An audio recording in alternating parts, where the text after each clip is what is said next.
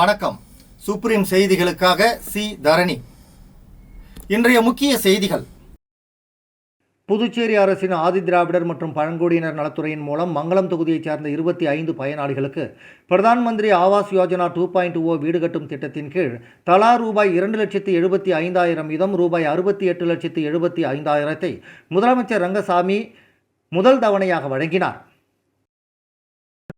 புதுச்சேரியில் அமைச்சர்களுக்கு இதுவரை இலாக்கா ஒதுக்கப்படாததால் அரசு நிர்வாகம் முடங்கியுள்ளதாக குற்றம் சாட்டிய திமுக சட்டமன்ற உறுப்பினர்கள் துணைநிலை ஆளுநர் கைலாசநாதனை நேரில் சந்தித்து உடனடியாக ஒப்புதல் வழங்க வேண்டும் என வலியுறுத்தினர். புதுச்சேரி மக்களவை உறுப்பினர் வைத்திலிங்கம் மத்திய ரயில்வே துறை அமைச்சர் அஸ்வினி வைஷ்ணவ் அவர்களை சந்தித்து இனி விரிவான செய்திகள். புதுச்சேரி அரசின் ஆதிதிராவிடர் மற்றும் பழங்குடியினர் நலத்துறையின் மூலம் மங்களம் தொகுதியைச் சேர்ந்த 25 பயனாளிகளுக்கு பிரதான் மந்திரி ஆவாஸ் யோஜனா 2.0 வீடு கட்டும் திட்டத்தின் கீழ் தலா ரூபாய் 2,75,000 வீதம் ரூபாய் 68,75,000 முதலமைச்சர் ரங்கசாமி முதல் தவணையாக வழங்கினார். புதுச்சேரி அரசின் ஆதிதிராவிடர் மற்றும் பழங்குடியினர் நலத்துறை செயல்படுத்தி வரும் பிரதான் மந்திரி ஆவாஸ் யோஜனா 2.0 திட்டத்தின் கீழ் முதல் தவணையாக தலா ரூபாய் 2,75,000 வீதம் ரூபாய் 68,75,000 மங்களம் தொகுதியைச் சேர்ந்த 25 பயனாளிகளுக்கு நிதி உதவி வழங்கும் நிகழ்ச்சி இன்று காலை 12 மணி அளவில் முதலமைச்சர் அலுவலகம் சட்டப்பேரவையில் நடைபெற்றது. இந்த நிகழ்ச்சியில் முதலமைச்சர் ரங்கசாமி 25 பயனாளிகளுக்கு முதல் தவணையாக வீட்டு கட்டுமான நிதியை வழங்கி வாழ்த்தினார். அப்போது பேசிய அவர், அரசின் வீட்டு வசதி திட்டங்கள் மூலம் ஏழை எளிய மக்களின் சொந்த வீட்டு கனவு நனவாகி வருவதாகவும் வழங்கப்பட்ட நிதியை முறையாக பயன்படுத்தி வீடுகளை தரமாகவும் விரைவாகவும் கட்டி முடிக்க பயனாளிகள் ஒத்துழைக்க வேண்டும் என்றும் வலியுறுத்தினார்.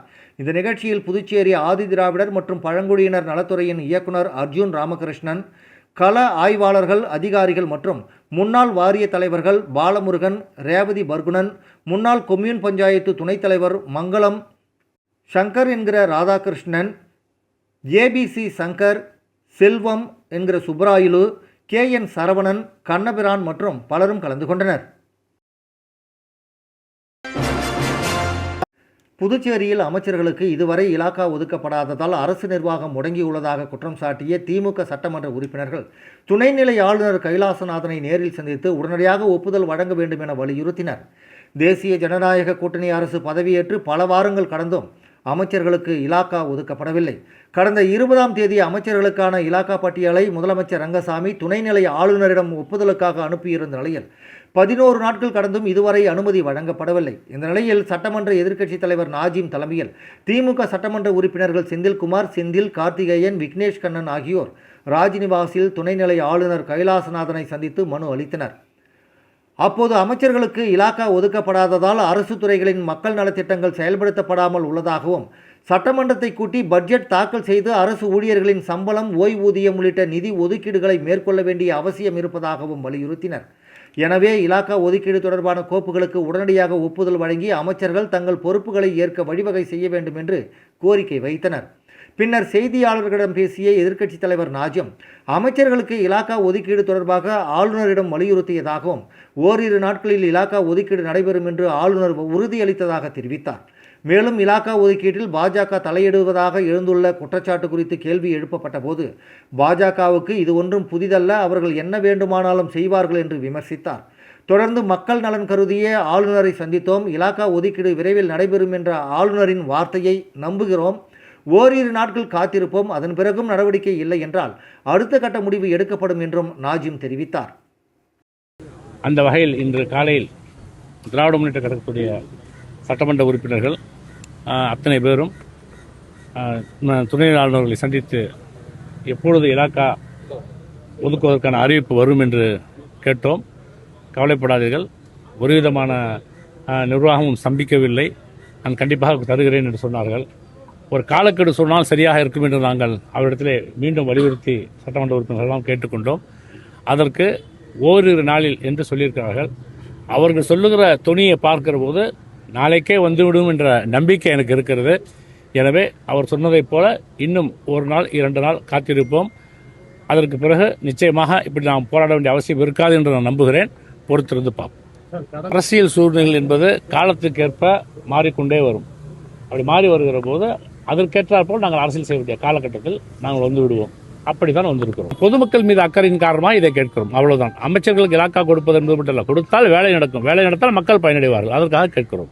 இது சம்பந்தமா அவர்கிட்ட நான் என்கிட்ட இல்லை, நான் அங்கே அனுப்பிட்டேன், அங்கே பாய் கேளுங்க அப்படின்னு அவர் முதல்வரும் அப்படித்தான் சொல்றாரு, துணைநிலை ஆளுநரும் அப்படித்தான் சொல்றாரு. அது அவர்கள் பார்வை, இது எங்கள் பார்வை. காரணத்தை ஒரு சரியாக நம்ம இடத்துல சொல்ல முடியாது. அவரால் கேட்டோம், என்ன காரணம் கேட்டான். இல்லை சார், நான் 2 நாளில் வந்துடும், ஒரு நாளில் வந்துடும், நீங்கள் ஒன்றும் கவலைப்படாதீங்க, அவ்வளோதான் சொல்கிறாரு அவர். ஸோ அவங்களுக்குள்ள விஷயம் எல்லாத்தையும் எங்கள்கிட்ட டிஸ்கஸ் பண்ணி நம்ம எதிர்பார்க்கவும் கூடாது. இதே நம்ம மேக்ஸிமம் அழுத்தம் கொடுத்துருக்குறோம். என்னுடைய கணிப்பு நாளைக்கே வருவதற்கான வாய்ப்புகள் இருக்குது என்பதை நான் கருதுகிறேன். அவர் சொன்ன துணியை வைத்து நாங்கள் எது வேண்டாலும் நடக்கலாம். அது பாஜக ஒன்றும் புதிய விஷயம் அல்ல. அதுக்கு காரணத்துக்கான தாமதத்தையெல்லாம் அவர் சொல்ல விரும்பலை.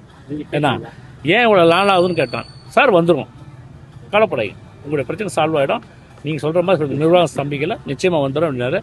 எப்போ சார் வரும், ஒரு டெட்லைன் சொல்லுங்கள் சார், நாங்கள் மக்களுக்கு நான் பதில் சொல்லணும் அப்படின்னு கேட்கும்போது ஆளுநர் என்ன சொன்னார், 2 டேஸில் அப்படின்னாரு. ஆனால் அவர் ஓரிரு நாள் இல்லை, அப்புறம் இன்னைக்கு அப்படி பல மாதிரி சொல்கிறத பார்க்கும்போது நாளைக்கு வந்துடுங்கிற நம்பிக்கை எனக்கு இருக்குது. நல்லதே நடக்கும் என்று நம்புவோம். ஆரம்பத்திலேருந்து அரசியலமைப்பு சட்ட பரிகாரம் தான் இங்கே எல்லாமே நடக்குதா புதுச்சேரி மாநிலத்தில்ங்கிறத நீங்கள் பாருங்கள். நிறையா ஃப்ளாஸ் இருக்குது, அதில் இது ஒன்று.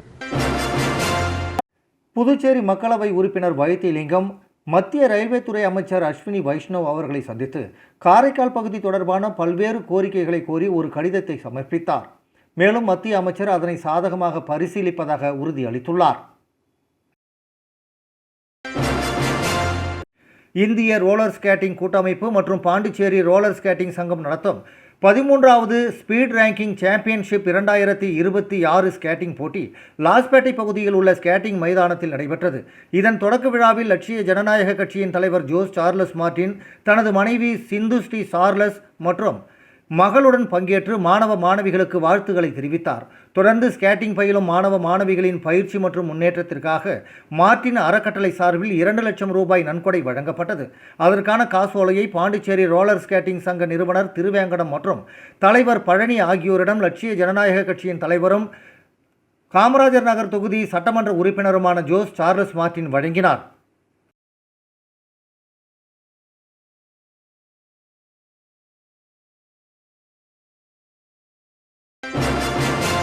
புதுச்சேரியில் உள்ள இந்திரா காந்தி விளையாட்டு மைதானத்தில் நாளை முதல் அக்னி வீரர் இராணுவ ஆட்சேர்ப்பு முகாம் நடைபெற உள்ளது.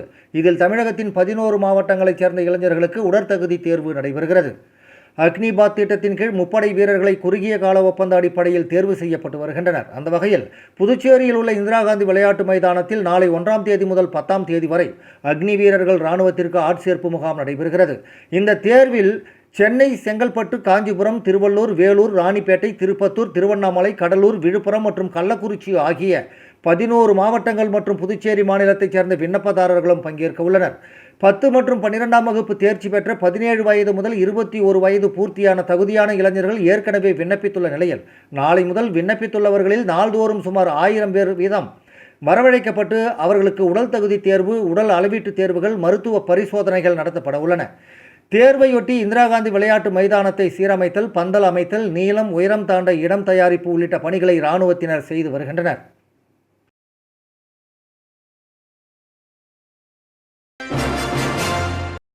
புதுச்சேரி மாவட்ட ஆட்சியர் குலோத்துங்கன் தலைமையில் மை பாரத் மாவட்ட ஆலோசனை குழுவின் முதற் கூட்டம் நேற்று மாவட்ட ஆட்சியர் அலுவலக கூட்டரங்கில் நடைபெற்றது. இந்த கூட்டத்தில் மாவட்ட இளைஞர் அலுவலர் வரவேற்புரையாற்றி இதுவரை மை பாரத் திட்டத்தின் கீழ் மாவட்டத்தில் மேற்கொள்ளப்பட்ட பல்வேறு நிகழ்வுகள் மற்றும் செயல்பாடுகள் குறித்தும் விரிவாக விளக்கம் அளித்தார். தொடர்ந்து உரையாற்றிய மாவட்ட ஆட்சியர் அவர்கள் இளைஞர்களை அதிக அளவில் மை பாரத் போர்ட்டலில் பதிவு செய்யும் நடவடிக்கையை அனைத்து அரசு துறைகளும் முன்னெடுக்க வேண்டும் என அறிவுறுத்தினார். மேலும் அரசு துறைகள் ஒருங்கிணைந்து செயல்பட்டு மாவட்டத்தில் இளைஞர்களின் பங்கேற்பை அதிகரிக்கும் வகையில் விழிப்புணர்வு நிகழ்ச்சிகள் மற்றும் இளைஞர் சார்ந்த நடவடிக்கைகளை மேற்கொள்ள வேண்டும் என வலியுறுத்தினார். இக்கூட்டத்தில் பல்வேறு அரசு துறைகளின் அலுவலர்கள் மற்றும் குழு உறுப்பினர்களும் கலந்து கொண்டு தங்களது கருத்துக்கள் மற்றும் ஆலோசனைகளை வழங்கினர்.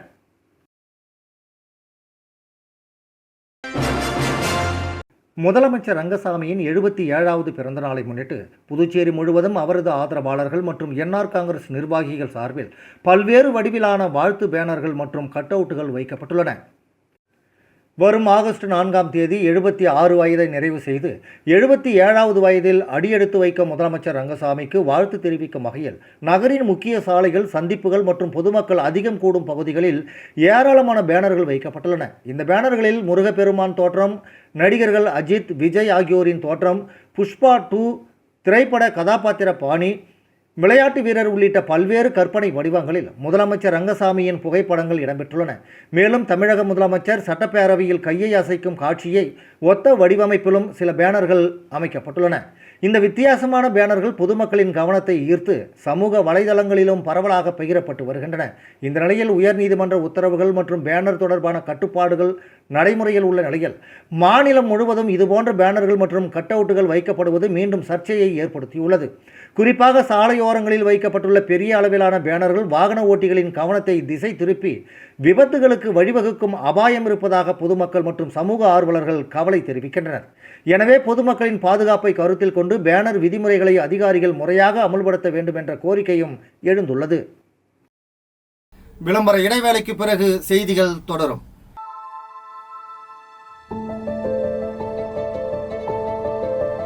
நீ தோக்கணும்னு நினைக்கிறத விட நீ ஜெயிக்க கூடாதுன்னு இந்த உலகம் நினைக்கும். நீதான் எல்லா பிரச்சனைக்கும் காரணம்னு சொல்லும். நீ போதாதுன்னு சொல்லும். Listen, my family is never going to allow me to start a business. ஆனா உனக்கு நம்பிக்கை இருக்கும். நான் சராசரி இல்ல, சாதிக்க பிறந்தவன்னு தெரியும்.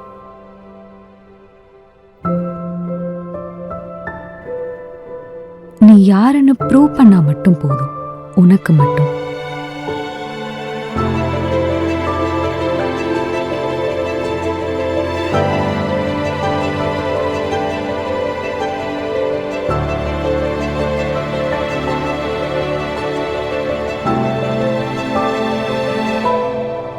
போல்டா, பேலன்ஸ்டா, பியூட்டிஃபுல்லா, உனக்கு மட்டும். பேலே பை ஜோஸ் அலுகாஸ். செய்திகள் தொடர்கின்றன. புதுச்சேரி குருமாம்பேட்டு பகுதியில் எழுந்தருளியுள்ள ஸ்ரீ யோகமாயா லலிதாம்பிகை ஆலயத்தில் ஆடி மாத குரு பூர்ணிமாவை முன்னிட்டு கோபூஜை, கன்னியா பூஜை, சுமங்கலி பூஜை நடைபெற்று லலிதாம்பிகை அம்மனுக்கு சிறப்பு தீபாராதனை நடைபெற்றது. புதுச்சேரி குருமாம்பேட்டு பகுதியில் அமைந்துள்ளது ஸ்ரீ யோகமாயா லலிதாம்பிகை மற்றும் ஸ்ரீ மகா சாம்ராஜ்ய லலிதாம்பிகை திருக்கோயில். இந்த திருக்கோயிலில் ஆடி மாத குரு பூர்ணிமாவை முன்னிட்டு ஸ்ரீ மகா சாம்ராஜ்ய லலிதாம்பிகைக்கு பால், தயிர், சந்தனம், திருநீர், திருமஞ்சனம், குங்குமம் உள்ளிட்ட பல்வேறு வாசனை திரவியங்கள் கொண்டு மகா அபிஷேகம் செய்யப்பட்டது. தொடர்ந்து கோபூஜை, கன்னியா பூஜை, சுமங்கலி பூஜை நடைபெற்று மலர்களால் அலங்கரிக்கப்பட்ட ஸ்ரீ யோகமாயா லலிதாம்பிகை மற்றும் ஸ்ரீ மகா சாம்ராஜ்ய லலிதாம்பிகை அம்மனுக்கு சோடச தீப ஆராதனை நடைபெற்றது. கோபூஜை, கன்னியா பூஜை, சுமங்கலி பூஜையில் பங்கேற்ற பக்தர்கள் லலிதாம்பிகை அம்மனை வழிபட்டு சென்றனர். இதற்கான ஏற்பாடுகளை ஆலய நிர்வாகி மகேஸ்வர சாஸ்திரிகள் மற்றும் பக்தர்கள் சிறப்பாக செய்திருந்தனர்.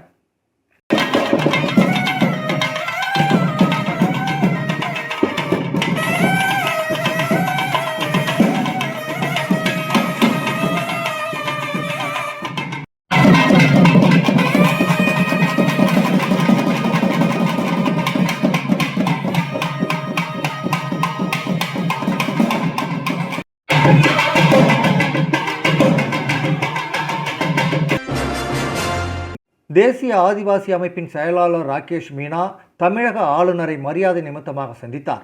தேசிய ஆதிவாசி ஏக்த மஞ்ச் தேசிய பொதுச் செயலாளர் ராகேஷ் மீனா சென்னையில் உள்ள ராஜ்பவனில் தமிழகத்தின் ஆளுநர் ராஜேந்திரகுமார் அர்லேக்கரை மரியாதை நிமித்தமாக சந்தித்தார். இந்த சந்திப்பின் போது ராகேஷ் மீனா ஆளுநருக்கு பூங்கொத்து வழங்கி தனது வாழ்த்துக்களை தெரிவித்தார். ஊட்டி மற்றும் நீலகிரி பகுதிகளில் வசிக்கும் பழங்குடியின சமூகங்கள் தொடர்பான கல்வி, வேலைவாய்ப்பு, சுகாதாரம், சமூக பாதுகாப்பு மற்றும் அடிப்படை வசதிகள் உள்ளிட்ட பல்வேறு பிரச்சனைகள் குறித்து இந்த சந்திப்பில் விரிவாக விவாதிக்கப்பட்டது. இது தொடர்பாக பழங்குடியின மக்களின் நலன் மிகுந்த கவனத்துடன் பேணப்படும் என்று ஆளுநர் உறுதியளித்தார்.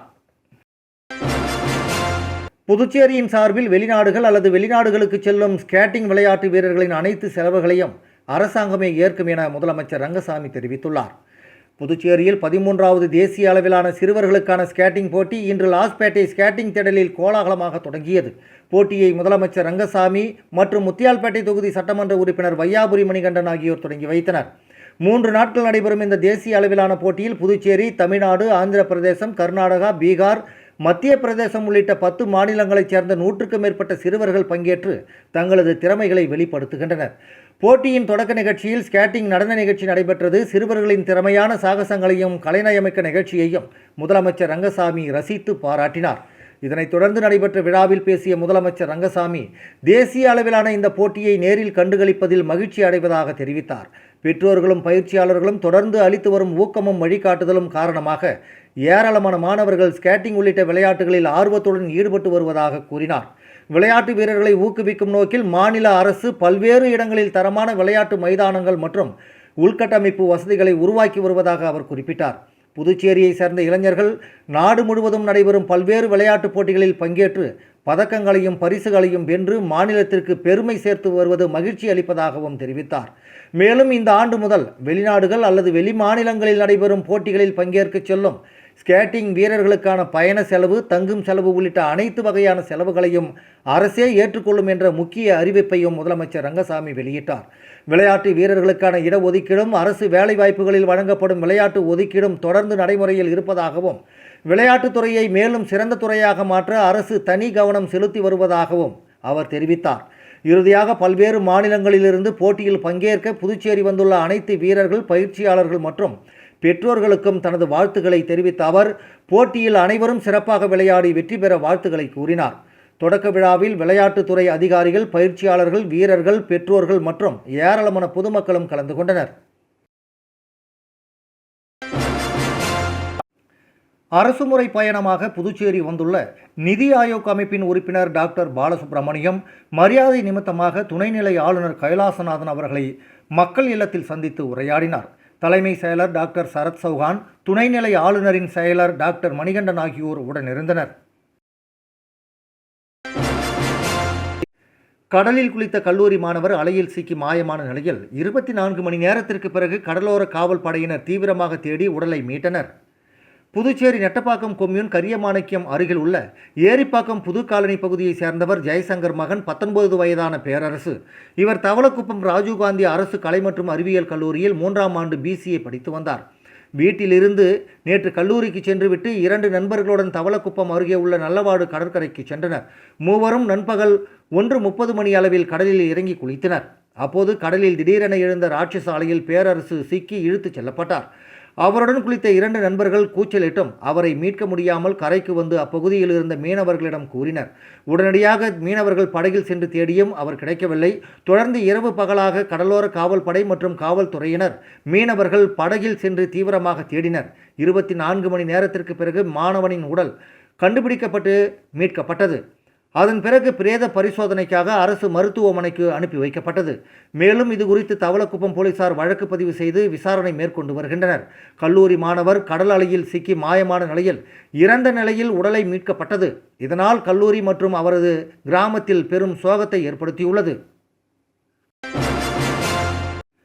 லட்சிய ஜனநாயக கட்சியின் பொதுச் செயலாளர் ராம்குமார் அவர்களின் கட்சி பணிகளுக்கான புதிய அலுவலக அறையை ரெட்டியார்பாளையம் பகுதியில் உள்ள லட்சிய ஜனநாயக கட்சியின் தலைமை அலுவலகத்தில் அதன் தலைவர் ஜோஸ் சார்லஸ் மார்டின் திறந்து வைத்தார்.